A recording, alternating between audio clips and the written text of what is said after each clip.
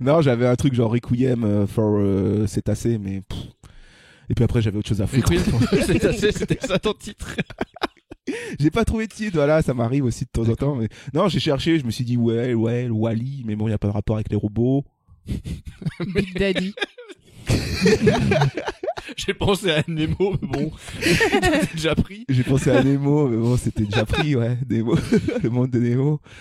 J'avais pensé, non, je sais pas, je voulais parodier un film de genre Black Swan, tu vois, on aurait pu trouver un Black Whale. Mais bon, il y a rien qui vient, il y a rien qui est venu. Pie. Mais Pizza. Pizza, il a dit le bâtard. Ah non, Après, ça dégénère. Pizza. Mais c'est pas possible, mais c'est drôle. Tu mets pizza. Ah, c'est marrant. Pizza. Bon, waouh. No in a world, Jack. What do you mean, no in a world? It's not that kind of movie. Oh? Okay. Vous êtes complètement tapé ou quoi? Ça va être une tragédie, ce truc-là. Ce manque d'humilité en face de la nature qui se manifeste ici me terrifie. Removing the head or destroying the brain. Ça n'a pas l'air très effrayant. C'est juste comme une grosse dinde. On va passer une bonne soirée, monsieur Pignon. Une très bonne soirée. Accrochez-vous, ça va faire mal.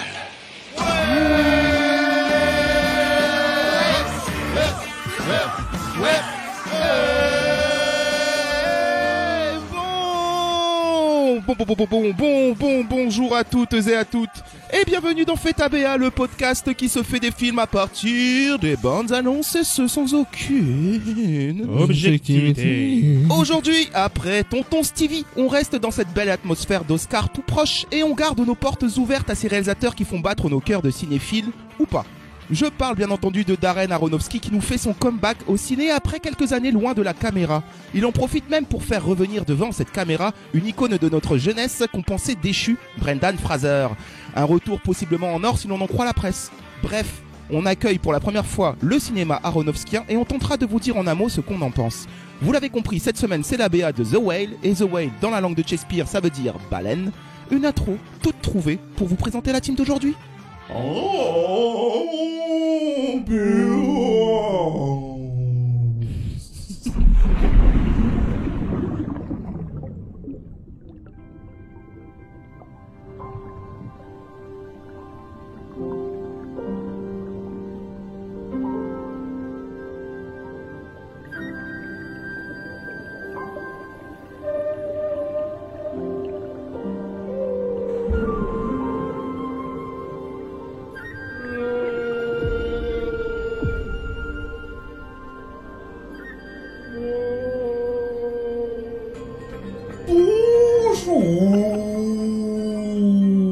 Mesdames et messieurs, et bienvenue autour de la table aujourd'hui. T'es asthmatique, Romain? Je parle baleine comme Dory. Kevin. Bonjour Kevin. Bonjour les amis. Elle est en train de se noyer la baleine. Je suis extrêmement heureux de vous retrouver aujourd'hui pour parler de ce whale. Je sais pas trop si c'est un Elle a orque. fumé des clopes. Elle a fumé des clopes, sa baleine. William. Bonjour William et les amis.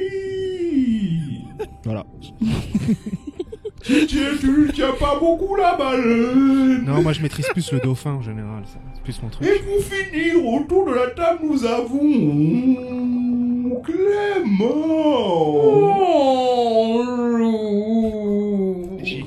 On dirait une vraie baleine. On dirait Alain Chabat qui fait la baleine. Putain, c'est ouf. C'est ouf, quoi. On dirait une vraie baleine quoi. Je ne suis pas très fluente. Oh, baleine, baleine.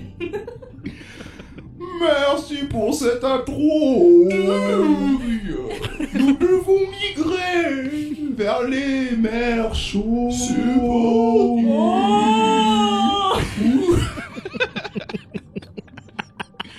Waouh.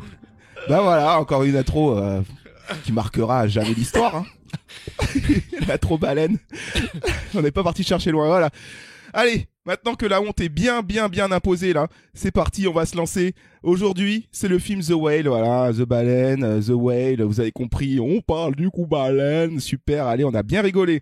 Alors, un film de Darren Aronofsky, un réal hein, qui fonctionne bien, qu'on aime bien ici autour de la table aussi. On va le présenter parce que c'est la première fois qu'on l'a à FETABR. Parce que monsieur, ça faisait longtemps aussi qu'il n'avait pas pris la caméra. Alors Darren Aronofsky, scénariste, producteur, réalisateur de 54 ans. Né à New York. Je peux dire 54 films. Pas autant. Né à New York et il a fait Harvard, le monsieur. Et quand même, hein. Attention, hein. Une tête. Et c'est une tête, Coco, je savais pas. Est-ce qu'il l'a fini, Harvard? Ah oui, si ça se trouve, il est juste rentré et Ça se trouve, il a juste passé Non, le ils temps l'ont d'entrer. fabriqué à Harvard. D'accord, voilà. Vous avez pas compris. Harvard pour Aronofsky, c'est quand même assez presti, quoi. Il y a ensuite une rencontre qui s'effectue là-bas. C'est là qu'il rencontre Sean Gouliet. Sean Gouliet, hein, c'est le perso principal de son premier film, son premier long, qui n'est autre que Pi. Avec son peu trop. Son premier... En fait, c'était son court-métrage d'étudiant, en fait. C'est ça, je crois bien. Je crois bien que c'était son... Bon, en tout cas, c'est son premier... c'est pas un court-métrage, c'est un long-métrage. C'est son premier long. Et c'est un long, voilà, pour faire un peu l'histoire, pour raconter un peu ses débuts. Aronofsky, il a demandé à ses copains, en fait, et sa famille de le financer parce que, quand tu commences, la plupart du temps... T'as pas une thune. T'as pas une tunasse. Donc voilà, il a des petites donations par-ci par-là des copains et de la famille. Mais il trouve quand même de quoi faire son film. Il fait son film et ensuite il le présente à Sundance en 98. Et puis là, ça y est, hein, l'histoire en marche. Aronofsky conquit un peu le cœur de tous ceux qui sont là-bas. Et il est acclamé par la critique. Le film, du coup, qui a coûté très peu. Hein. Le film, je crois que c'était $60 000. C'est vraiment, Ouais, c'est ça. c'est vraiment une bouchée de pain dans le Il a monde même du fait cinéma. des économies sur la couleur. Oui, pour le coup. Ouais.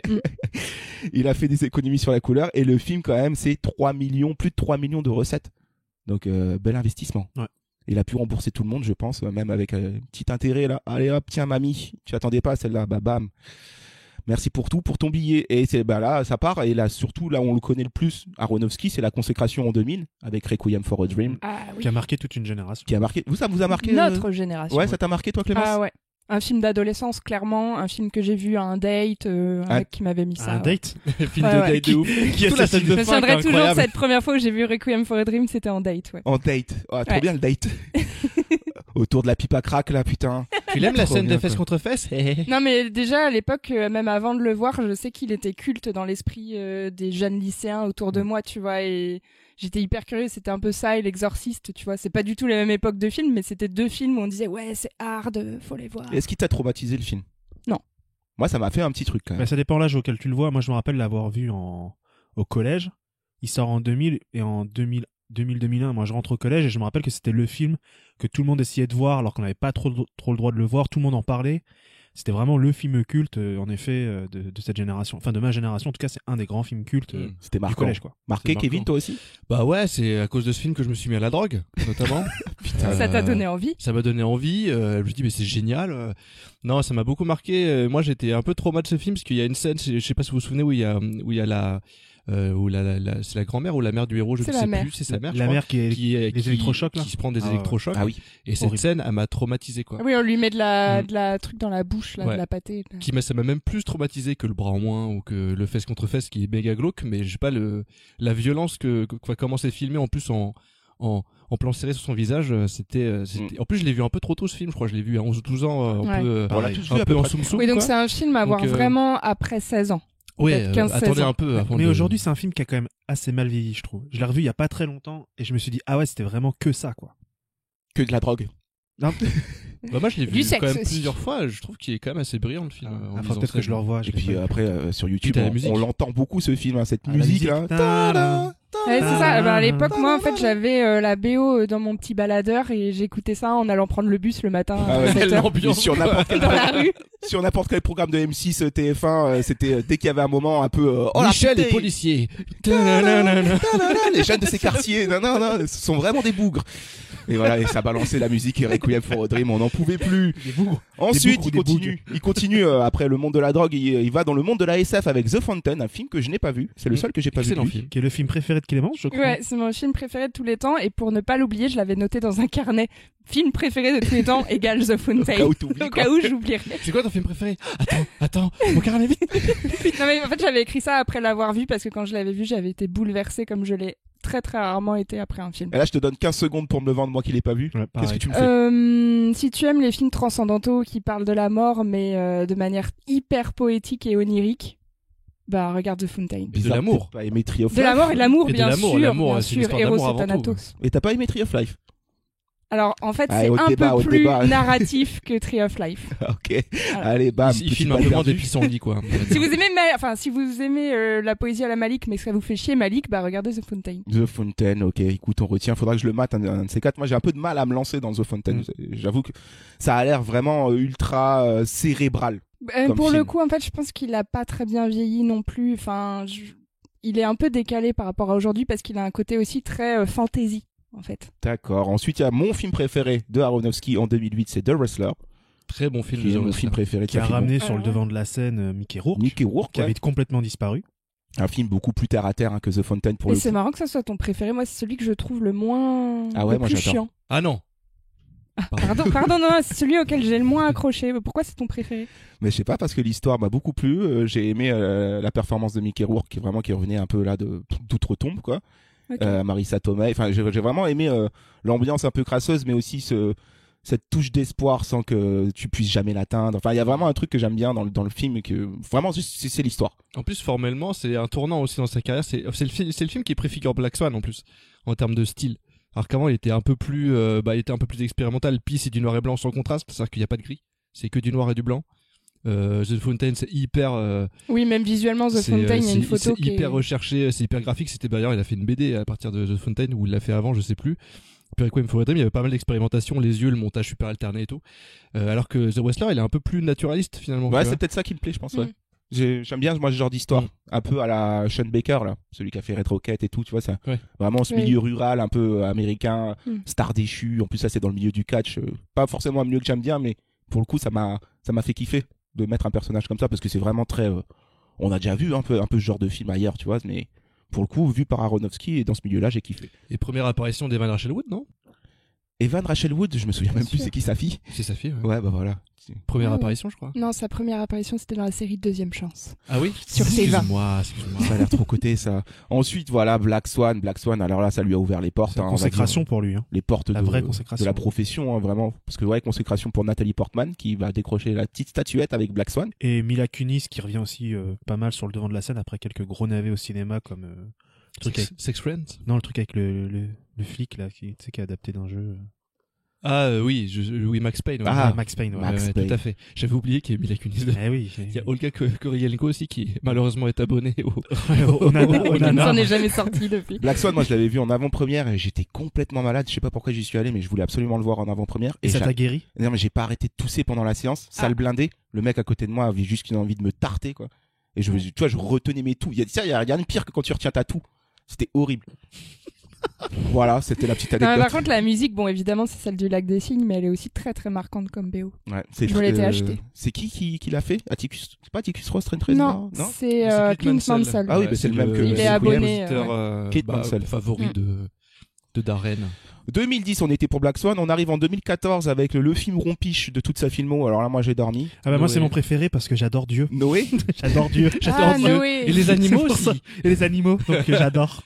Et puis Emma Watson, je suis fan d'Emma Watson. Je ne retiens rien de ce film. Je me suis endormi. Je l'avais vu avec ma mère. J'ai fait que dormir. C'est une tristesse, Noé. Enfin, moi, je trouve que déjà Noé, c'est une BD à la base qui scénarise et qui est une BD qui est pas trop mal en plus. Bon, il a un peu changé pour le cinoche, mais je trouve qu'il y a une super scène dans Noé qui est la seule scène bien. C'est la scène où il croise le diable au marché. Je sais pas si vous acheter des aubergines. Non, il y a une scène où t'as une espèce d'émeute où tu vois que le monde est en train de péricliter, et que c'est la merde et que les humains c'est des connards, ils se détestent et tout nanana. Et il croise un mendiant qui s'avère être Satan et tout, et tu comprends. Et là t'as vraiment une manière de mettre en scène le personnage qui est vachement bien pensé, quoi.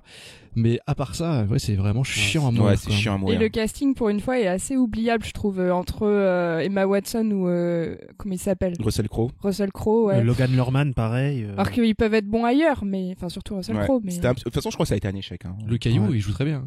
Ouais. L'Arche. L'Arche est le meilleur personnage du film. Quoi. Très belle Grosse arche. arche. Et là, avant The Whale, Mother en 2017. Apparaît un film qui a fait beaucoup parler parce que beaucoup de gens ont peut-être pensé, peut-être d'ailleurs à cause de sa BA, faudrait qu'on se renseigne là-dessus, mais on pensait que ça allait être Un film d'horreur. Un film d'horreur un peu, ouais. Et en c'est fait, un petit peu un film d'horreur. c'est horrifique, mais c'est pas Dans l'horreur, certains c'est pas aspects. le code de l'horreur, quoi. Tu vas pas voir ça à chapitre 3, tu vois. Oui, ça Moi, je tendait trouve à que c'est un Fantôme dans peu la Home maison. Invasion, un peu horrifique quand même. Ouais, mais faire certains aspects. c'est fait avec d'une manière qui est pas Ouais. conventionnelle, enfin, qui est pas en tout cas ce que les gens attendaient, oui. quoi. Et aussi, il a beaucoup fait parler parce qu'il y a plusieurs grilles de lecture possibles sur ce film. Et je me souviens, c'est un des films récents où il y a eu le plus d'analyses en fait sur le net. Après, les gens étaient fous, plein d'articles. Ouais, si vous voulez comprendre Mother, voici Ah ouais, mais la t'es réponse. sous pression. Tout le film, t'as qu'une envie, c'est que ça s'arrête, parce que c'est l'intention, à mon avis, d'Aronofsky à ce moment-là. Mais vraiment, ça marche pour le coup, Ouais. mais c'est pas agréable comme ça. Un effet roller coaster un peu Ouais, aussi. moi j'étais pas bien, j'avais l'impression d'être dans un étau du début jusqu'à la fin, c'était. Mm. Donc voilà, après la petite pause de 2017 jusqu'à 2022.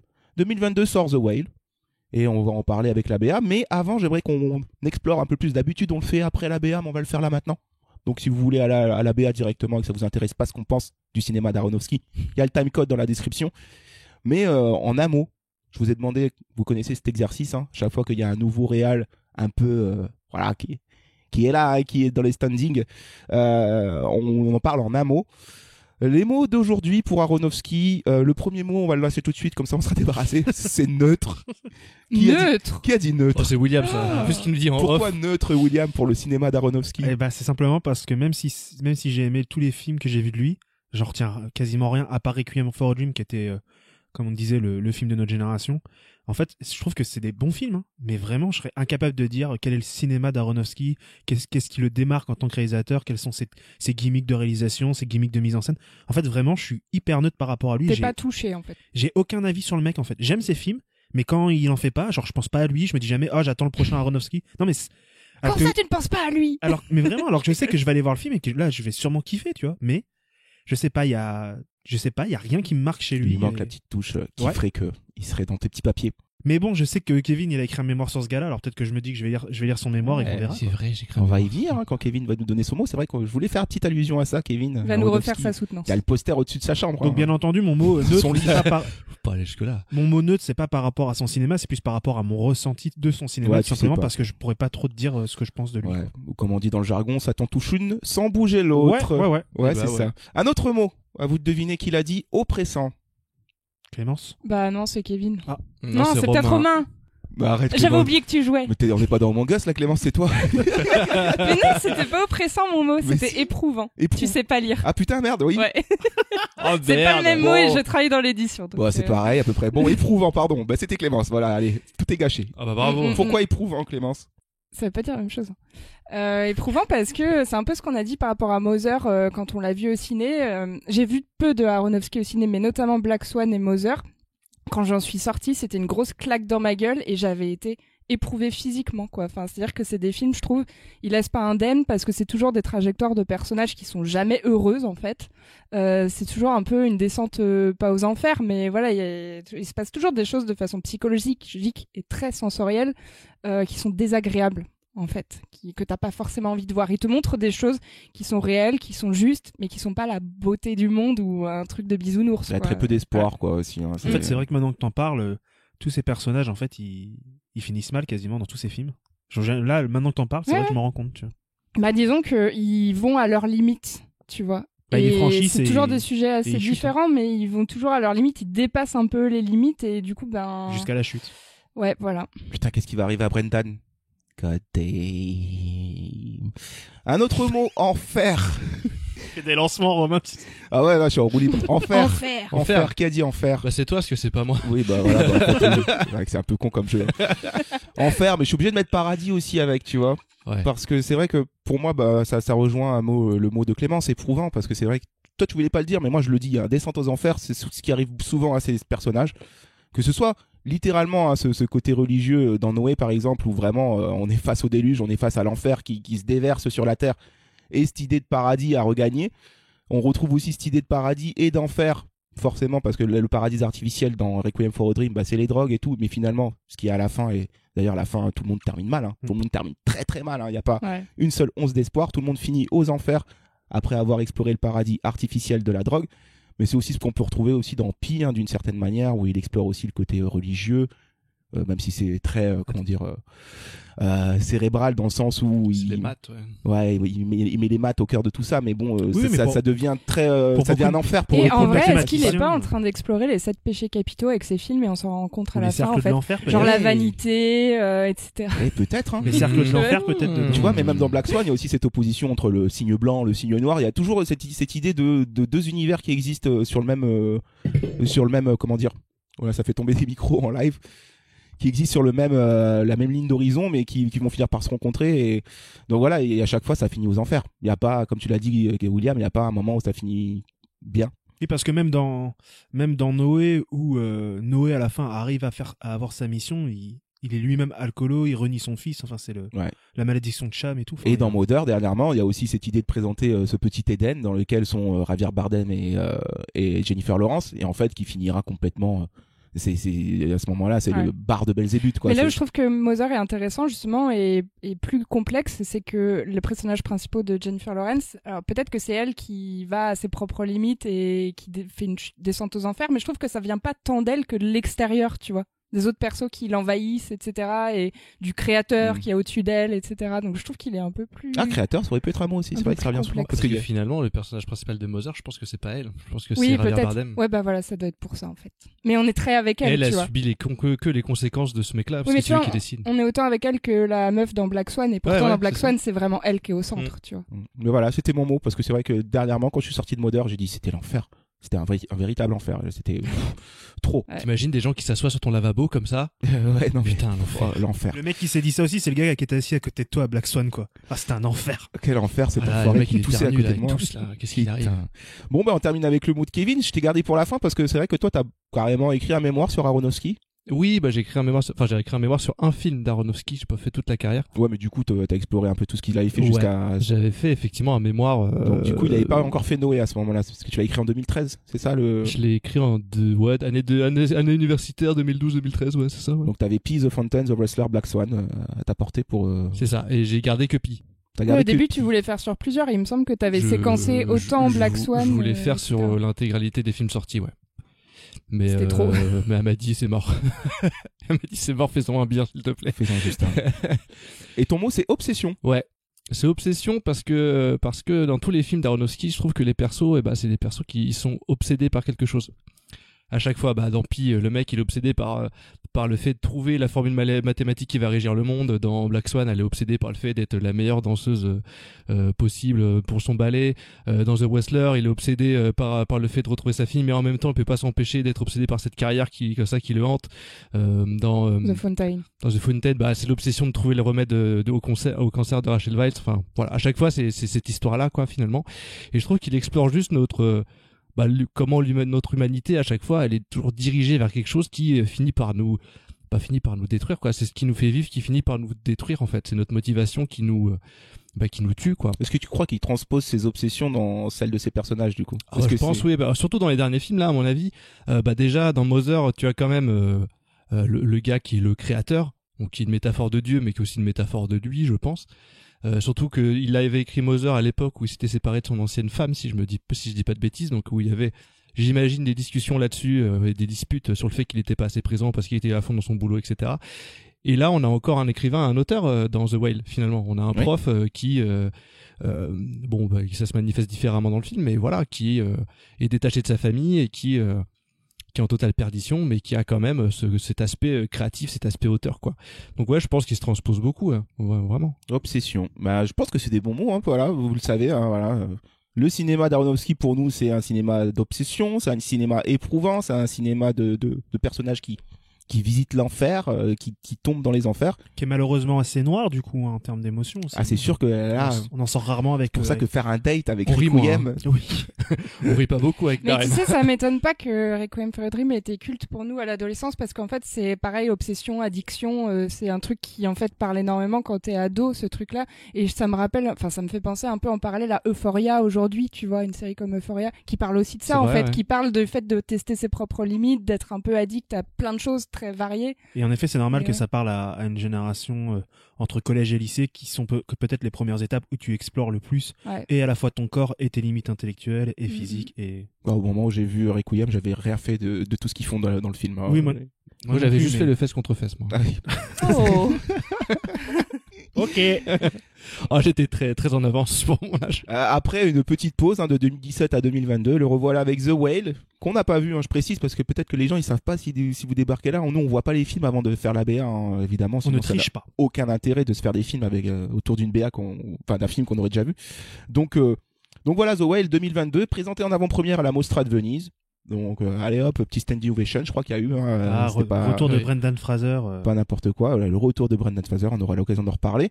Mais c'est aussi, ça je l'ai appris, une adaptation de pièce de Pièce théâtre. de théâtre, ouais. Je savais pas. Donc Ah, je savais pas non plus. une pièce de théâtre s'appelle aussi The Whale, tout simplement, de Samuel Hunter. Bon voilà, je suis parti regarder un peu des images sur internet. C'est vraiment, on a l'impression Samuel d'être Hunter, le chasseur de baleines. le chasseur de baleines, Moby Dick. Et y aller, il faut y aller dans la BA. Attention, le capitaine Lacan, on se lance dans la BA. Il plonge vite. I know these rules can feel constraining, but remember, the point of this course is to learn how to write clearly and persuasively. Think about that. Think about the truth of your argument. You're an amazing person, Ellie. I couldn't ask for a more incredible daughter. Are you actually trying to parent me right now? Who would want me to be a part of their life? You don't stay in touch with Mom? She really only tells me things about you, Why? because that's all I want to know about. Why'd you gain all that weight? Someone close to me passed away, and it had an effect on me. You haven't seen her since she was 8 years old and you're gonna reconnect with her? Sorry. I don't like this. This isn't a good idea. I'm sorry. You say you're sorry one more time, I will shove a knife right into you, I swear to Go God. ahead. What's it gonna do? My internal organs are 2 feet in at least. Why do you suddenly need to see her so bad? Why now? Liz. I'm worried that she's forgotten what an amazing person she is. I need to know that she's gonna have a decent life, where she cares about people, and that she's gonna be okay.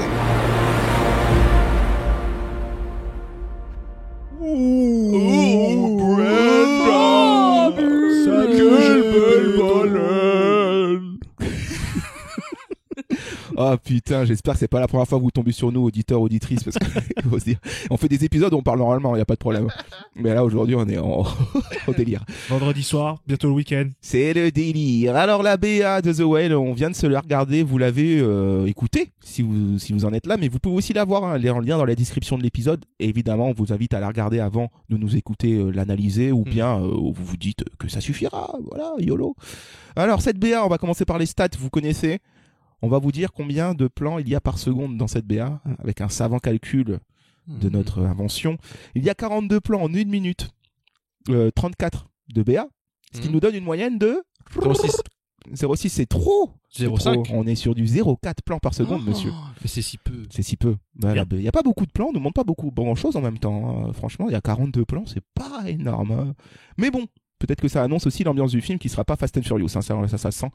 La famille. La deuxième stat que tout le monde adore, une stat très très importante. Hein. Le film dure 1h57 et la BA nous montre 73 secondes d'image du film. Non. On fait le calcul. Tu vas pas dire quand même que ça fait du 1%. Moins de 1%. Combien t'as dit 1%. Non, putain, mais t'es trop fort, c'est ça? Eh ouais. Ben je sais, mais c'est moi qui ai inventé ça. Ça veut dire, on voit 1% du film dans la BA. Et c'est génial. Voilà. C'est la première fois qu'on a un chiffre rond. Ah, on sait toujours pas à quoi ça nous sert. Mais on vous donne parce que bon, c'est genre vraiment on lâche des chiffres histoire de dire qu'on est intelligent nous, quoi. On est comme pour les personnages d'Aronofsky, on a des obsessions comme ça. Nous, c'est les pourcentages inutiles. C'était les pourcentages. C'est moins de 2 heures. Le film fait moins de 2 heures, il fait 1h57 et ça on ouais. aime. Qu'est-ce qu'on aime ça? on fait une standing ovation pour ça. Bravo. Pour le moins Babylone de 3 2 heures, c'est pas possible les gars. Babylone 3 heures, putain, ouais. Il y a beaucoup de films qui font maintenant plus de 2 heures. Hein. Ça, on en avait déjà parlé dans d'autres épisodes. C'est devenu la norme. Le déroulé de l'ABA, on se lance tout de suite, histoire de pas perdre de temps, les copains. L'ABA, cette BA s'ouvre, BA toute fraîche hein, d'ailleurs. Au moment où on enregistre, elle a à peine une semaine. Donc voilà, je tenais à le dire. Hein. Bref.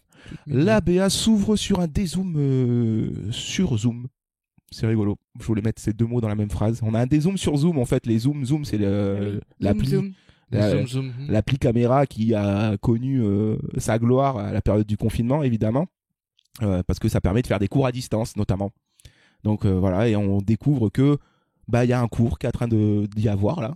Donc on voit tous les étudiants qui sont là devant leur webcam chez eux et on a un petit indice déjà dans l'image. On a un petit indice dans l'image, dans le sens où il y a marqué instructeur au milieu. Exactement, et l'image est noircie. Et qu'est-ce que ça veut dire ça? Ça veut dire que le professeur ne montre pas son visage à ses élèves déjà. Peut-être qu'il a oublié d'enlever le scotch sur sa webcam quand il se les branle. Parce qu'il en caleçon. Oh, je comprends pas, ma webcam elle marche pas. Mais bon, enfin, mais ça marche jamais. J'ai pourtant démarré l'ordi. Parce qu'on nous surveille, évidemment, la NSA, et jusque-là, chez vous.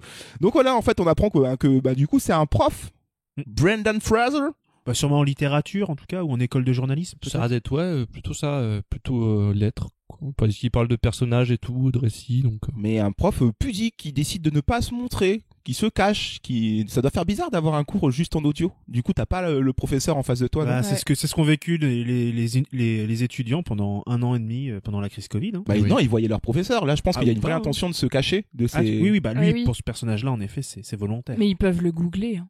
À la limite, il tape le nom du prof, j'avoue, et puis il voit. Hein. Oui, mais peut-être qu'il avait pas la même forme physique parce qu'on va tout de suite le voir dans le plan, dans le contre-champ. Peut-être qu'il a truqué Google pour que ça mène à... Dans le contre-champ du Zoom, Brendan Fraser, et là, c'est vraiment XXXXXL. Hein. On a dépassé le cas de l'obésité morbide. Qu'est-ce qu'il nous en fait à notre Brendan? Donc ouais, j'imagine qu'il est prof de lettres parce qu'il dit « Je sais, ces règles peuvent sembler contraignantes, mais n'oubliez pas d'apprendre à écrire dans un style clair et convaincant. » Ça, c'est le but. Le but, c'est d'apprendre ça. Pensez-y, faites un texte sincère avant tout. Donc, il doit être professeur ou journaliste ou... Oui, et puis ça nous montre du coup ses contradictions. Il parle de sincérité, mais c'est quelqu'un qui ne va pas se montrer, qui a l'air d'avoir tué beaucoup de choses. On va le voir plus tard dans la bande-annonce à sa famille. Donc, c'est peut-être un premier élément de questionnement sur ce personnage, quoi. En tout cas, il a l'air intelligent. Sensible. Ça veut dire ça. Sensible, en tout cas. Je veux dire, ça donne une info sur le perso. Ça aurait pu être un mec qui reste cloîtré chez lui c'est et un qui mec est bête. C'est un mec éduqué, en tout cas. Il est quand même professeur. Attends. Il a son CAPES, le monsieur. Le gars, attends. C'est pas si facile. Je peux te dire que c'est pas un teubé. Hein. Mais là, on découvre un Brendan, hein, je l'ai déjà dit, mais énorme. Qu'est-ce qu'ils ont fait à notre Brendan? Déjà, ça fait plaisir de le revoir, mais... Des prothèses. Bonne prothèse. Ouais. Au début, moi, je croyais vraiment qu'il était gros comme ça. Parce que les prothèses sont bien faites. Ouais, c'est hyper bien fait. Bon, oui, alors, peut-être en parler tout de suite, mais Brendan Fraser, t'as pu penser ça parce qu'il a un petit peu disparu. On sait qu'il a fait une énorme dépression pendant une bonne dizaine d'années. Alors, Et pourquoi? Il a été agressé sexuellement.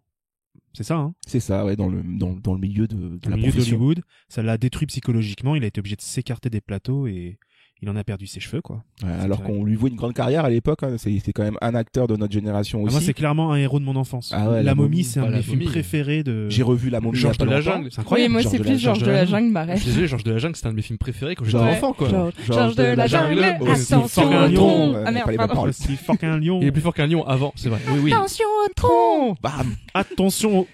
C'était bien Georges de la Jungle. Mais trop bien, Georges de la Jungle. Mais La Momie. La Momie, oui. J'ai revu La Momie là dernièrement. Banger absolu. C'est abusé. La mise en scène. Tu sais, en plus, j'ai appuyé play avec le petit doigt qui frétille en mode j'ai peur de ce que je vais revoir. En fait, non, gros film d'aventure, trop bien. Avec une mise en scène incroyable. Et la mise en scène, trop bien.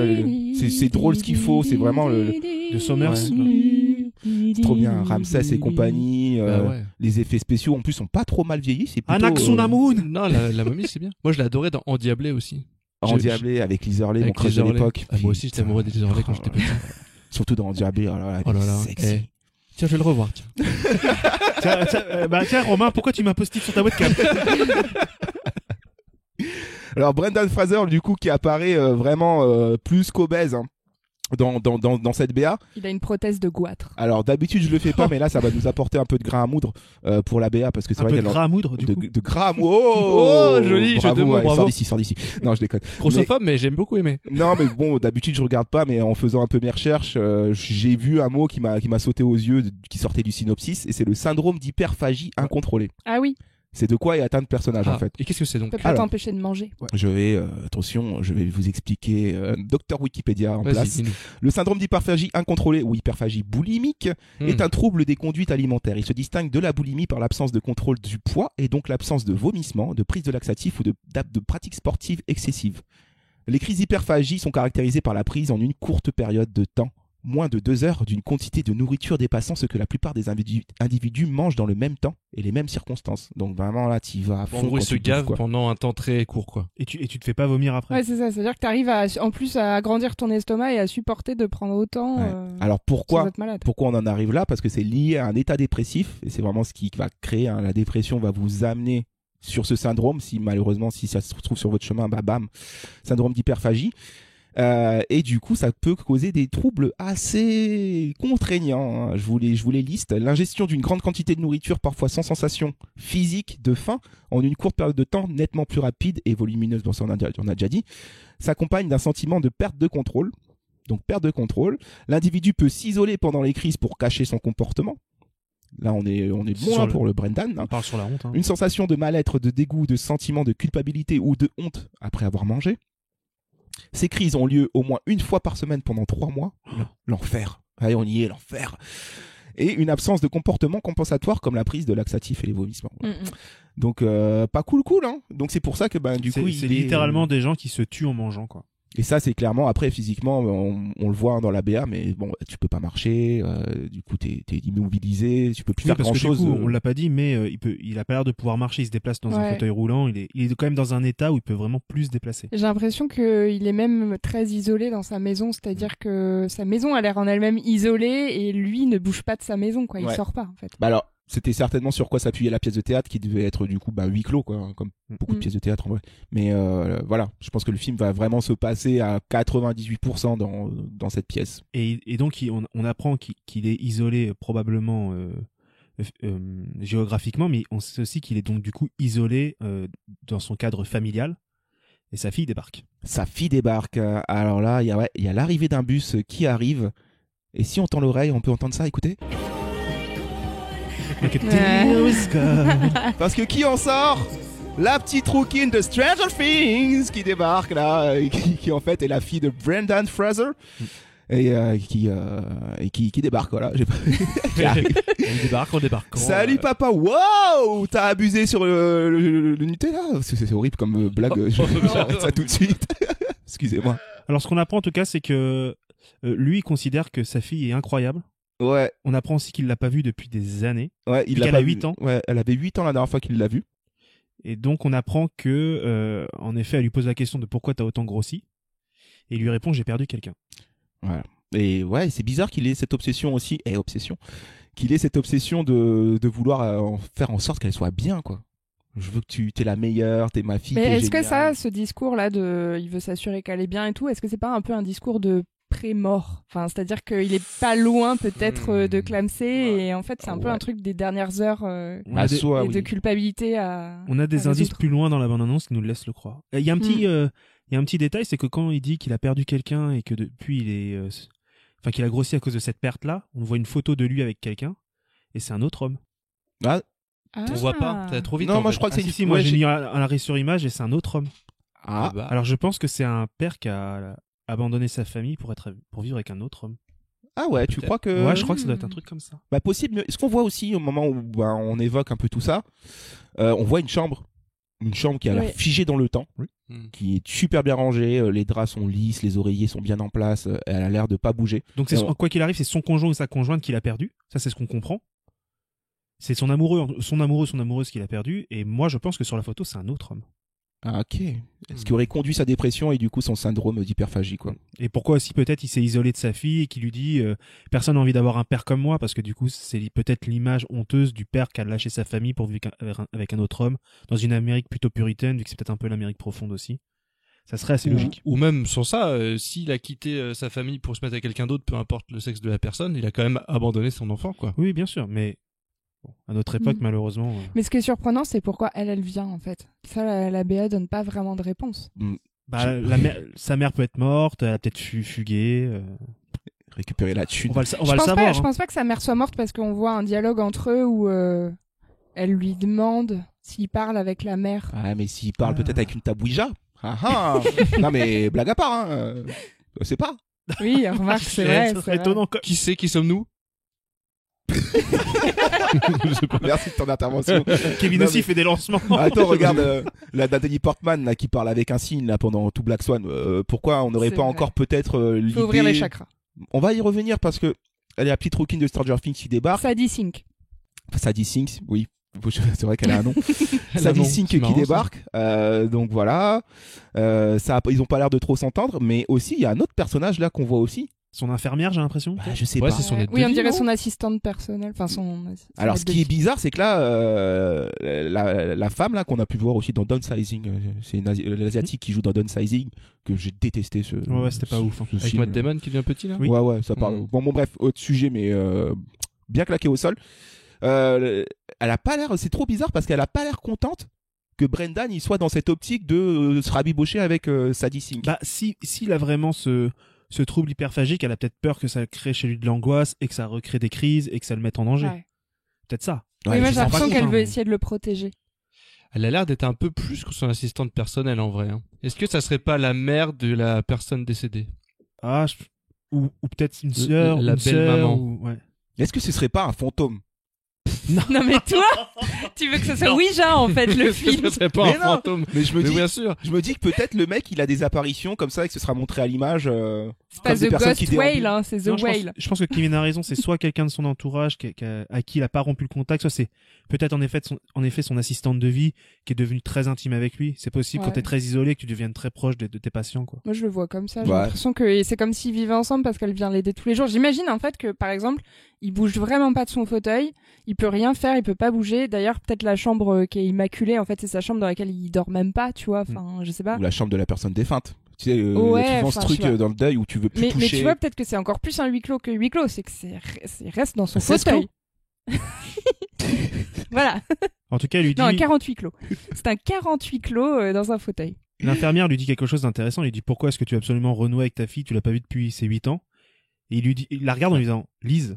Et en fait, on comprend que, comme tu dis, je pense qu'il y a une finalité. Il vient d'apprendre qu'il va probablement décéder à cause de son état et qu'il a un truc à régler avant sa mort, quoi. Bah c'est pour ça que moi je me dis que c'est pas une infirmière, tu vois. C'est peut-être une comment ça s'appelle là les accompagnatrices de parce que là en fait les rôles me paraissent inversés du coup.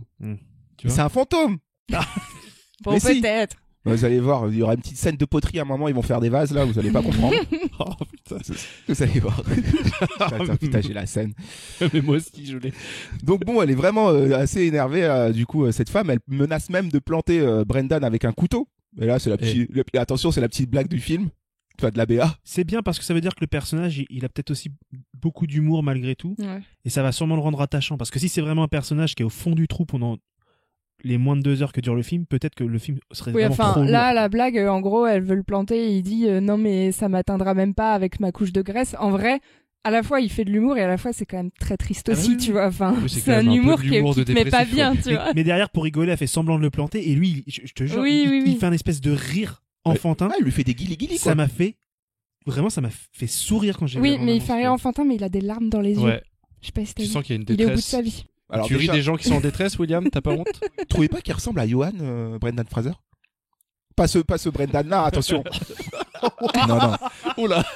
Non, mais je le disais même. Mais non. Oui. Johan, mais notre autre copain du podcast, mais même. Il a des yeux clairs, pareil. Bisous, Johan. Je sais pas, moi je trouve. Tu n'es pas comme lui. Bon, vous savez pas à quoi ressemble Johan, mais si vous voulez vous faire une idée, dites-vous que c'est Brendan Fraser. Mais pas dans The Whale. C'est gentil. Pas dans The Whale, évidemment. C'est gentil. Alors, le panneau dans la BA, et on va arriver vers la fin bientôt.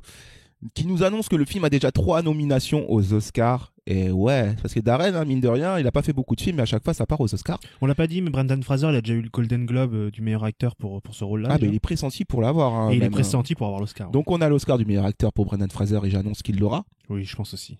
On a la nomination aux Oscars de la meilleure actrice pour le second rôle avec Hong Chau. Et on a aussi un Oscar pour les meilleurs maquillages et coiffures et j'annonce qu'il l'aura. Ah oui, probablement. Voilà, je pense que c'est le meilleur concurrent. S'il n'y a pas de film d'époque en face, je pense qu'il l'aura. Mais même film d'époque ou pas. Hein. Il y avait eu... comment il s'appelle ce film, Scandale ? Non, je me souviens plus. Oui, Scandale. Oui, Scandale sur les Fox News. Voilà. Ouais. Tu vois, ça a pris meilleur maquillage. Oui, ils aiment bien tout ce qui est prothèse très réaliste. Ouais, ça, On n'a pas parlé des producteurs du film, pas trop, mais... Ah, dis-nous, j'ai pas fait de recherche dessus pour le coup. Non, j'ai pas fait de recherche, mais on peut au moins les citer. On a vu A24. Déjà, il y a A24, donc c'est plutôt une bonne... Oui, en fait, déjà, il y a quelques mois, quand on a vu que le prochain Aronofsky serait chez A24, on était hypés. Hein. Enfin, A24, je dis on, mais... Le studio qui est en train de tout fracasser en ce moment. Il y a A24, et puis il y en a 3 autres qui sont annoncés. Il y a Protozoa, il y a A Real Passion et Original Factory. Bon, Mais Protozoa, c'est pas le sien d'ailleurs, c'est pas celui d'Aronofsky. Peut-être. J'avoue que j'ai pas fait mes recherches non plus. C'est ça, c'est juste pour les dire. Non, mais il faut les citer, voilà. Ils ont produit un film qui va sûrement rafler beaucoup de récompenses, autant les citer. J'ai un doute. Mais A24, ça rassure. A24, ça rassure de ouf. Et en plus, là, je crois que si je dis pas de conneries... Oui, Clémence ? Original Factory, je me demande si c'est pas ceux qu'on produit Everything Everywhere All at Once. Ça, je crois que c'est le distributeur. Enfin, c'est genre A24, grâce à eux que c'était distribué, quoi. Ils sont assez liés. Mais là, si je dis pas de conneries, aux Oscars, il y a le studio qui est vraiment au-dessus de toutes les nominations, c'est A24. À une époque où vraiment, quand il passait une tête, c'était déjà un exploit. Là, vraiment, A24. Ouais, voilà, le studio, mais ça, on l'avait déjà annoncé à l'époque quand on faisait Midsommar. On a dit ce studio va tout fracasser. Et ben, ça rassure. Et ben voilà, quoi. Voilà. Alors... Ça a Darren, ça, Protozoa. Protozoa, ça a Darren. Bon, tu sais, à une époque, dans les BA, A24, ils faisaient toujours un petit truc thématique avec leur logo, mais là, ils ne l'ont pas fait. Ah ouais, mais ils allaient faire quoi en baleine? Petite baleine. Des coquillages. Le problème, c'est que si tu transformes un 2 en baleine, ça fait un 8, quoi. Donc bon, à 84, ça aurait été nul, tu vois. Je l'ai pas. Un 2 en baleine? 2 x 2? Ouais, 8. Oh là. On a déjà le prochain Aronofsky les gars, qui est annoncé. Vendredi soir. On a déjà... Le prochain Aronofsky qui s'appelait Adrift. Que des infos, là. C'est que des infos. Je suis sur Protozoa, ils me disent... Le spin-off peut-être de Fast and Furious version Aronofsky. Bouleversant, déchirant, impressionnant, un panneau de la BA avec les adjectifs de BA. Est-ce que c'est vrai ou pas? Ça, moi, je me chaque fois. On saura bientôt. On se méfie un peu de ce genre d'annonce, mais là, sur celui-là, j'ai envie d'y croire. Dans la vie de Brendan, on l'apprend dans cette BA, c'est que son but, c'est de redonner de la confiance à sa fille, de s'assurer qu'elle aura une belle vie et qu'elle veillera sur les autres. Voilà. Bah, si sa fille, elle a vraiment, genre, par exemple, peut-être fugué sa mère ou quoi, elle a peut-être un trauma, sa fille. On voit un moment qu'elle a l'air d'aller frapper à la porte de quelqu'un, un mec un peu plus jeune. Ah, il y a un mec à un moment. Un peu jeune aussi. Peut-être qu'il y a un trauma, peut-être qu'elle va avoir un enfant, peut-être qu'il y a peut-être un truc comme ça. Attends, elle a 14 ans. Les théories. Mais non, mais je pense qu'elle a plus 14 ans. Hein. Ou bien peut-être que, putain, elle est en train de nous faire une 6ème sens et qu'elle est morte depuis le début. Et que c'est un fantôme. Roman, il n'y a pas de fantôme. Peut-être qu'il y a que des fantômes. Sauf. Et c'est ça que lui dit l'asiatique en disant, elle n'existe pas. J'aimerais bien que t'aies raison. Et franchement, alors là. Romain, nous ne sommes pas là. Et on va terminer l'ABA avec un plan qui va nous donner un peu de liberté parce que depuis tout à l'heure, on est entre 4 murs. C'est le plan des pieds dans l'eau. Le plan de la mer. Oui, alors d'ailleurs, je comprends pas en fait le titre The Whale. Mais parce qu'il est gros, donc c'est une baleine. Mais ok, premier degré, on peut se dire ça, mais est-ce qu'il n'y a pas autre chose derrière? On l'a vu, prof de littérature, Moby Dick va y avoir un parallèle. De toute façon, les Anglais, ils ont qu'un livre, c'est Moby Dick. Et peut-être qu'à ce moment-là, ça y est, c'est sauvé Willy, tu vois, il a retrouvé la liberté. Mais c'est comme, oui, c'est comme à la fin. Il tape un gros plongeon au-dessus des cailloux, là. Ma chérie, au revoir, la petite rouquine de Stranger Things. Mais comme à la fin de Big Fish. Dans Big Fish, il emmène son père en poisson dans l'eau. Ouais, mais non, il meurt sur un lit d'hôpital surtout, mais... Enfin, s'il se transforme en baleine, move audacieux, parce que les baleines en ce moment, elles ont quand même bien la cote en mer de Japon. Ou bien sinon, j'annonce, et alors là, je mets un petit billet, on est sur un plan, on verse les cendres du mort dans l'eau. Et c'est elles te reviennent dans la gueule avec le vent. Est-ce que c'est ses pieds? Est-ce que c'est ses pieds? Je pense que c'est les pieds de la fille de Sadie Sink, la rouquine. Et que à la fin, genre, tu sais, il est mort et tout, machin, et on a chialé pendant tout le film et tout. Puis ils ont été obligés de l'incinérer parce que y a pas de cercueil à cette taille. Hop, dans le t'imagines le prix pour réserver le caveau? Mais attends.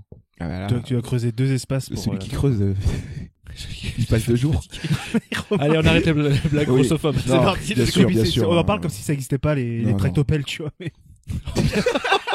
Mais non, mais pour creuser, tu te creuses plus à l'appel, Romain. J'avais pas imaginé ça. Pardon. La BA se termine sur ce beau plan, plein d'espoir, mais on sait que chez Aronofsky, plein d'espoir, ça dure 2 secondes. Après, on retombe dans les enfers. Est-ce que ça vous donne envie de voir ce film, cette petite BA hein, pour le coup, Clémence? Oui, ça a l'air très émouvant. C'est très mystérieux quand même avec la BA, on en sait peu sur ce qui va se dire finalement, de quoi ils vont parler si on reste dans la maison entre les deux là. Voilà, bon après, j'imagine que ça va être éprouvant. Bien vu. William, as-tu envie de voir ce film quand tu vois cette BA? Ah ouais, j'ai vachement envie de le voir. En plus, je trouve, je sens que Brendan Fraser va nous éblouir, donc j'adore cet acteur. Je suis très content qu'on le revoie et rien que pour ça, je vais y aller. On l'aurait jamais imaginé dans un rôle comme ça. Hein. Non, mais je trouve que c'est bien, c'est une bonne chose. Il a l'air touchant et c'est un peu un move à la Aronofsky, ça, de ressusciter un peu les un anciennes mec gloires. disparu, il l'avait fait avec Mickey Rourke. Il le fait là avec Brendan Fraser, je trouve ça cool. Alors qu'avec Jared Leto, ça fait tout l'inverse, quoi. J'avoue. Mais lui, il l'a repêché, il faisait rien, et puis. Kevin, puis aujourd'hui, il fait toujours rien. Hein. Il fait toujours Morbius, il essaye. Morbius, bon. Il fait des trucs. Bah oui, non, mais j'ai très envie de le voir. Bah déjà parce que j'aime bien Aronofsky, et puis parce que le retour de Brendan, ça fait plaisir de le voir. Et j'ai l'impression que c'est un vrai rôle de composition, un vrai rôle à prix, quoi. Donc j'ai hâte de voir ce qu'il va nous donner. Et toi? Alors, quand je vois cette BA, je vous dis tout de suite, non, j'ai pas envie de voir le film. C'est pas une BA qui me donne envie d'aller voir le film. Venu ici pour souffrir. C'est une BA que j'ai envie d'aller voir parce que c'est Aronofsky. C'est une BA que j'ai envie d'aller voir parce que c'est le retour de Brendan Fraser.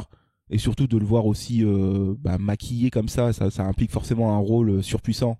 En plus de ça, voilà, tu sais que la presse on a fait beaucoup d'éloges, etc. Mais si je me contente juste sur l'aspect factuel, cette BA elle me donne pas du tout envie de voir le film. Je sais pas de quoi ça parle, on voit 3 personnages, ça se passe dans une seule et même pièce, ça a pas l'air de vendre de la joie ultime. L'avantage c'est que t'es pas touché par le SDA. Donc tu vois, je me mets à la place. Oui, mais si tu vois Brendan Fraser. Bah ouais, mais si quelqu'un d'aujourd'hui qui connaît pas Brendan Fraser, parce que c'est quelqu'un de notre génération, tu vois, trentenaire et tout, mais un jeune de 15-16 ans, il va pas être appelé il n'aura pas envie de voir ce film, à mon avis. S'il connaît pas Aronofsky, s'il connaît pas Brendan Fraser, il va se dire ouais, il y a la meuf de Stranger Things, c'est tout ce qu'il va se dire, tu vois. Mais donc non, me donne pas envie de voir le film comme ça. Mais après oui, ça me donne envie parce que dedans on voit le nom d'Aronofsky, on voit Brendan Fraser. Et puis voilà, après c'est vrai que la BA elle est pas juste des images, c'est que tu sais que derrière le film a fait quand même sensation dans tous les festivals. Donc ce qui est pas mal, c'est que la bande annonce elle survend pas le film. Et ça, pour moi, c'est plutôt une bonne nouvelle. Parce qu'ils auraient pu jouer le côté ultra pathos, nous mettre une scène déjà déchirante pour nous attirer en disant ah là, on va aller pleurer, on va kiffer. Là, c'est pas le cas. Ça a l'air d'être quand même assez subtil. Et peut-être que le film va être subtil en termes d'émotion. Peut-être qu'on sera pas ni dans le pathos, ni dans le troll joyeux. On sera peut-être juste dans un espèce d'entre-deux de 2 personnages qui devraient apprendre à se connaître. Et on va suivre ce truc-là. Ça va être construit autour d'un temps long ou peut-être juste court. Et je sais pas, moi ça me rassure plutôt bien en fait. Ouais, moi aussi. Tu sens qu'on que c'est ne survend pas trop. C'est ça. Tu sens que c'est une BA qui t'en dit pas trop, qui veut pas t'en dire. Donc je pense qu'il y aura de la surprise. Je dis pas qu'il va y avoir des twists de dingue, on va être là, waouh, génial, en fait c'est un fantôme. Il ne brûle pas tous ses bateaux. Mais je pense qu'il y aura beaucoup plus, je pense qu'on va avoir une histoire qui va être beaucoup plus développée que ça dans l'émotion, et je suis assez curieux de voir ça. Ouais, oui. C'est sûr que c'est pas une BA Avengers, quoi. Ça aurait été marrant, n'empêche. The Whale, avec Brendan Fraser. Hello, my name is Nick Fury. Il fait du ventriglisse entre les immeubles. Voici Whaleman. Yeah. La meuf qui débarque du bus, elle débarque avec la musique, bam, parce qu'il faut toujours la petite musique des années 80. Avec Hank Shaw dans le rôle du fantôme. On peut plus avec son Découvrez en 3D, la truc qui tourne. The Whale. Le nouveau Aronofsky. Ah, l'enfer. Explosion. Fin de la BA. Ça aurait été fantastique. Bon, on est quand même hypé par ce film malgré tout. On vous a dit déjà tout ce qu'on pensait du cinéma d'Aronofsky. N'hésitez pas, vous aussi, si vous avez envie de nous dire en un mot ce que vous pensez de son cinéma. On vous attend dans la partie commentaires, évidemment.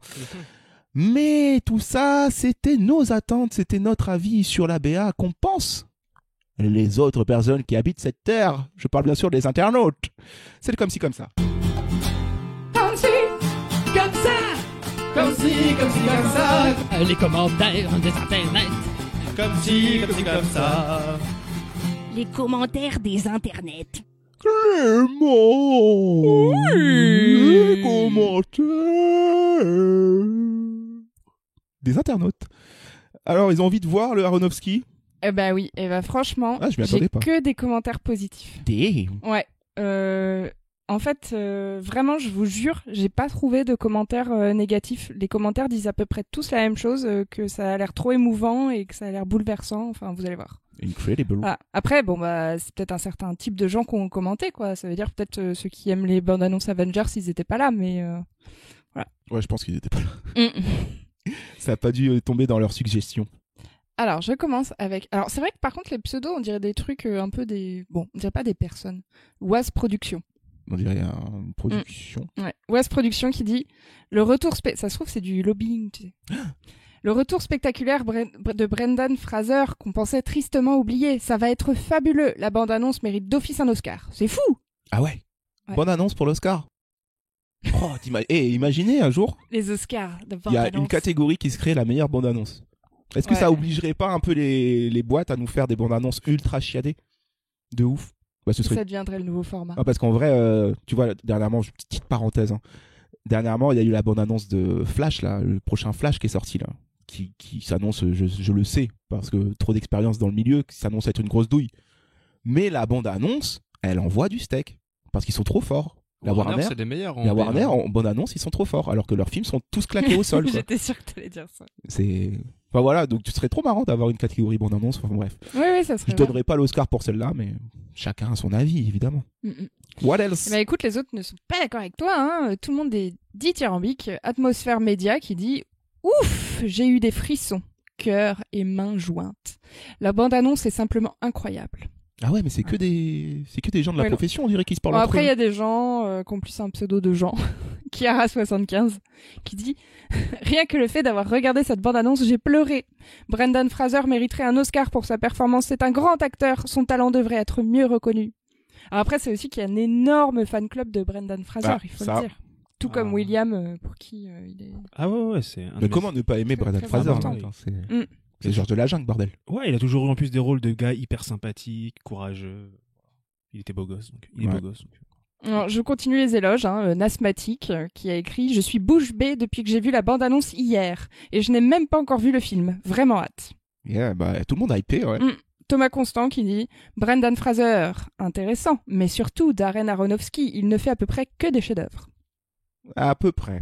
Il a bien fait de mettre à peu près. Oui, il y a Noé, quoi, déjà. Il y a Noé au milieu, c'est pas trop ce que ça fait là. Voilà, Abiu qui a écrit un film qui semble bouleversifiant.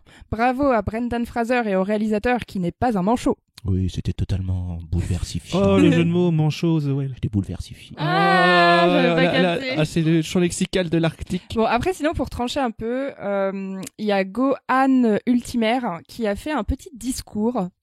Je vous le dis. De 4 heures. L'idole des années 90-2000 effectue là un retour épatant. C'est vrai, et ça ne l'est pas. Car si Fraser livre effectivement une interprétation éblouissante devant la caméra de Aronofsky, l'angle du comeback est peut-être, tout bien considéré, trompeur. En cela que, au dire même de l'acteur, il n'est jamais parti. C'est nous, public et médias, qui nous sommes momentanément désintéressés de lui. Quoi qu'il en soit, on ne peut qu'éprouver de la reconnaissance envers Brendan Fraser, attendu aux Oscars. Oh, le donneur de leçons, Oh. On dirait un journaliste en herbe. On s'est pas désintéressé de lui. Il était plus là. Hein. D'où elle m'accuse, elle, hein. Elle a des preuves que je me suis désintéressé de Brendan. Moi, je me suis jamais intéressé à lui. La pépé montre un mec. Bah, là. La pépé. Ah, la photo de... Ah oui. Ouais, okay. Oui, pardon, je parle comme les jeunes. La pépé. La pépé, mais oui, je sais pas. La photo de profil. Quelle pépé. La pépé, tu viens boire une pastis. La pépé, Un petit canti pour la pépé. Je parle des nanas comme ça. La pépérina. Aïe. Bon, je vous donne un dernier commentaire qui tranche aussi un peu parce qu'il est assez, humour noir. Francis Doloride qui a écrit cool, un préquel de Seven. Oh. Allez, osez. C'est un troll. C'est un titre que je me suis censuré ça, Seven Origins, mais moi aussi. Salaud. Moi aussi je l'ai censuré. Moi aussi je me le suis censuré. Mais je le dis quand même. Bon. Bien sûr, ça fait référence au premier meurtre dans le film Seven en 2000. Pour ceux qui n'ont pas la ref, regardez ce film avec Morgan Freeman et Brad Pitt. Imagine à la fin du film, c'est ça. T'as Morgan Freeman qui ouvre la porte. No. Et t'es Seven. Et c'est un fantôme. À la fin, il y a Bruce Willis, c'est un bordel. Ok, bah ça fait plaisir de voir des gens autour d'Aronofsky. Tu vois, moi je pensais qu'on allait avoir un comme si comme ça gratiné de personnes qui Eh ben non, allaient non, j'ai répandre rien leur trouvé de... Leur fiel. leur fiel. Bah merci Clémence. On en parlait juste avant avec Seven Origins, qui est un titre, mais qui ne sera pas le titre de la prochaine rubrique. C'est sûr. Fais ton titre, fais ton titre, fais ton titre, fais ton titre, fais ton titre. Le fait ton titre, la rubrique où on renomme le film de la semaine, The Whale, la baleine en français. Bof, c'est pas ouf quoi. Nul. Nul. Clémence, des titres pour renommer ce film. Oui, Oui. ils sont un peu nuls. Je Oh, préviens. Vas-y, envoie. Alors, juste pour une blague, j'avais Allô maman bonbon. Oui, je sais, c'est nul. C'est quoi la blague? Bah, allô maman bobo. Alors... Pourquoi Ouais, bonbon? j'ai pas envie de l'expliquer. Parce qu'il J'ai pas envie de est gros. l'expliquer en fait. J'ai envie de l'enfoncer. Pourquoi bonbon, Clémence? Pourquoi maman? Pas de maman. Et sinon, mon autre titre, c'est Père Dodu. Oh, il est pas mal. Père Dodu, c'est pas mal. Il est pas... Avec une petite catchphrase qui serait Brendan a le cœur gros. Mais Père Dodu, c'est quoi? C'est pas un truc de volaille? C'est une marque de cordon bleu, non? Père Dodu. Oui. Mais Il est bien. c'est ultra Père Dodu, il est bien. violent, non? Ah, il est Bah. trop... Moi, je le trouve bien. Franchement, il est drôle. Oui, mais c'est un père, il est dodu. C'est mal d'être dodu. Père Dodu, ok. C'est mignon. En plus, Père Dodu, c'est mignon comme Mignon, Raconte ouais, Dodu, c'est une mignon. histoire. C'est très beau. T'en as encore d'autres? Non. Ok, bah écoute. L'agressivité dans ce nom. Non. Non. Kevin. Oui. J'en ai quelques-uns. Ils sont pas tous bien, mais je vais tous les dire. Premier titre. Introduction. Introduction. J'ai Baleine à gosse. Il est bien aussi. Putain, il est bien. J'ai Tragédie de Grèce. Ouais, c'est pas mal. J'ai Brendan Fraisier. Non, ça, c'est une... Parce qu'il est Il a gros. tenté la Charlotte Oh là là, au ouais, Brésil. non. Et j'ai Mon gros-père et moi. Pour mon beau-père et moi. Ouais. Bien aussi. C'est bien. C'est bien. Voilà. Bien bossé. Je reconnais bien mes baleines à gosse, là. J'en ai un qui me vient. En plus, ça marche dans deux sens, baleine à gosse. J'en ai un qui me vient du coup. C'est gosse. Pour ghost. Gosse. Non, non. William. Bah moi j'en ai deux. Le premier, c'est pareil, c'est en référence à un classique de la littérature, c'est La Grèce de mon père. Oh. Ok. Il ça est me fait dur. tousser. Il est dur celui-là. il est dur, mais il est drôle. Il est dur. Et le deuxième, Oh. Oh putain. Quand ça commence à rigoler à ses propres titres. Souvent, c'est que c'est vraiment pas bon à la fin, quoi. Oh là là. Oh là là. Il a le, faux rire. le personnage principal, il s'appelle Charlie. Et j'ai Charlie et ses drôles de kilogrammes. Non, Oh putain. c'est horrible. Ah putain. Ah, je suis un enculé. Alors on prend ce titre, on le met avec Hollywood Boulevard. Charlie et ses drôles de kilogrammes, pardon. Il vous a tous fait. Oui, mais il nous a fait rire. Nerveusement. Voilà, pour Oui. le côté cringe de la chose, quoi. C'était surtout ça, quoi. Ce qui me fait rire, c'est que toi, tu ris, en fait. Il est horrible ce titre. Oh là là. Ça marcherait mieux avec ces drôles de grammes. Oui, mais c'est pas des grammes qu'il a en trop, quoi. Alors, Si, Requiem, là, beaucoup. Requiem for a Gram. Ouais, bon, pas terrible. Requiem for a drame. Oh, Ouais. Oh, j'ai la machine qui se... Vas-y. Romain, t'en as? Bah ouais, Requiem for a Drame. C'était mon titre de la semaine. Bon, bah, on est sur quoi, là? On est sur du baleine à gosse, on est sur... Qu'est-ce que vous voulez? Moi, j'ai déjà mon avis sur baleine à gosse. Pour moi, c'est ça. Baleine à Et gosse. celui de Clément, Oui, c'était oui. bien, c'était quoi? Père Dodu. Père Dodu, moi Ouais, j'aime non, il bien est aussi. bien. Ouais, il est Père bien. Dodu, j'aime bien aussi. Quand même. Et baleine à gosse, en plus, ça marche parce qu'il a une gosse, mais en plus, il a des gosses. Version québécoise. Technique. On a un niveau de blague aujourd'hui, là, c'est... C'est un triple jeu de mots. Wow. Bah, allez, baleine à gosse. Vous êtes sûr? Charlie et ses drôles de kilogrammes. C'est de la merde. Ok, là. C'est juste pour être sûr. Je voulais être sûr. Après un petit temps de réflexion, vous avez peut-être changé la vie. C'était bien tenté. Peut-être ce soir, dans mon lit, je vais me dire, putain, en fait, non. Il avait raison, c'est un putain de génie. Ok, baleine à gosse, ce sera le nouveau titre pour remplacer The Whale. Peut-être qu'on prend la catchphrrase de Clémence en tant qu'affaire. Après, Brendan a le cœur gros, ça marche. Décidément, quand tu mets gosse dans un titre, toi, ça fonctionne. J'adore les enfants. On se souvient de SOS Fantôme, là, enfin Ghostbusters. Ghostbusters, Ah, c'est vrai, oui. c'était Mais ça. j'ai fait que là. T'as fait que là, mais ça a marché. Oui, Du c'est coup, là, vrai. on est sur du 100% gosse, quoi, donc ça marche. Oh, putain, ouais, 100% j'avoue. gosse, 100% réussite. C'est vrai, c'est vrai. Bravo, baleine à gosse pour The Whale, le prochain Aronofsky, qui sort le 8 mars. et qu'on ira voir très vite. Et on vous en reparlera dans un match retour. On va déjà se dire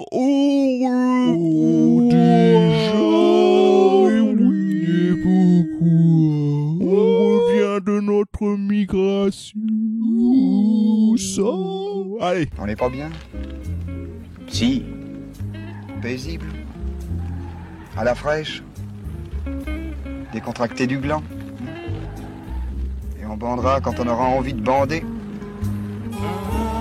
Voilà, c'était l'ABA The Whale. Alors, beaucoup de choses à dire sur ce film. On a très hâte de le voir.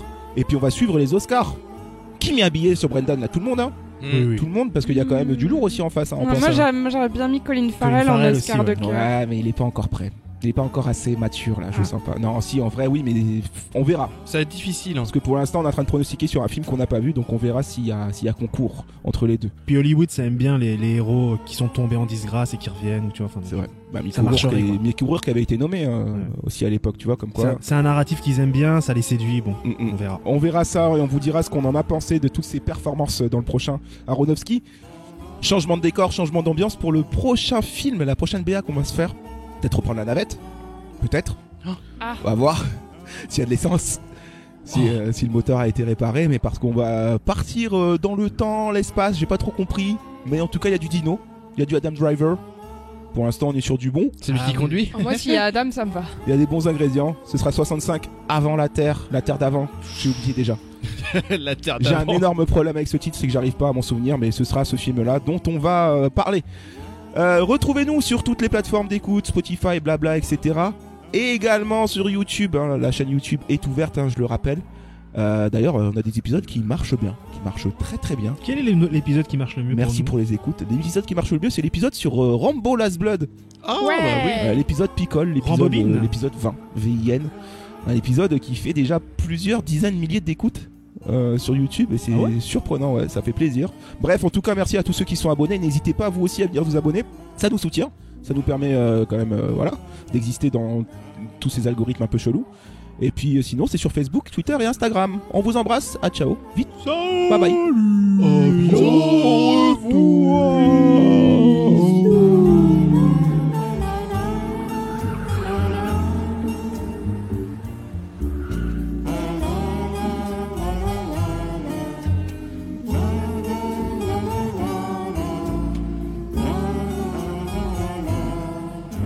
Au revoir, Shoshana! Charlie et ses drôles de kilogrammes. Mec, j'ai rigolé tout seul pendant 10 minutes quand je l'ai trouvé ce matin. Ce qui était rigolo, c'est que tu nous l'as raconté exactement comme Jean Dujardin raconte la blague des boules de Noël. J'ai pas la ref. T'as pas la ref? Ouais, putain, mais je me souviens plus.